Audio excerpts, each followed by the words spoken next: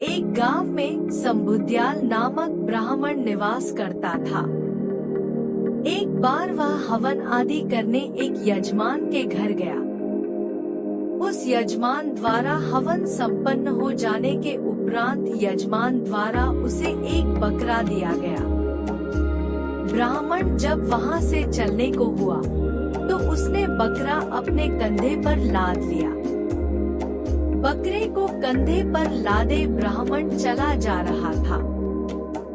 मार्ग में 3 ठगों ने उसे बकरे के साथ देखा तो बकरा हथियाने की योजना बनाने लगे। योजनानुसार तीनों ठग ब्राह्मण के मार्ग पर थोड़ी थोड़ी दूर में खड़े हो गए। जब ब्राह्मण पहले ठग के पास से गुजरा तो वह ठग बोला, पंडित जी, ऐसा अनर्थ तो पहली बार देखा कि एक ब्राह्मण अपने कंधे पर कुत्ता लादे ले जा रहा है। यह बात सुनकर ब्राह्मण क्रुद्ध हो गया और बोला, दिखाई नहीं देता तुझे? ये कुत्ता नहीं, बकरा है।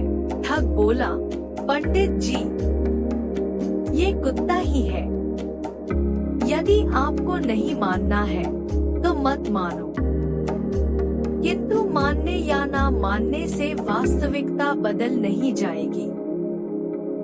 ब्राह्मण आगे बढ़ा तो उसे दूसरा ठग मिला। उसने ब्राह्मण से कहा, पंडित जी, लगता है आपको ज्ञात नहीं है कि उच्च कुल के व्यक्तियों को कुत्ता अपने कंधों पर नहीं उठाना चाहिए। उसकी बात सुनकर ब्राह्मण बिदक गया और चिड़चिड़ाते हुए वहां से आगे बढ़ गया। कुछ देर बाद उसे तीसरा ठग मिला।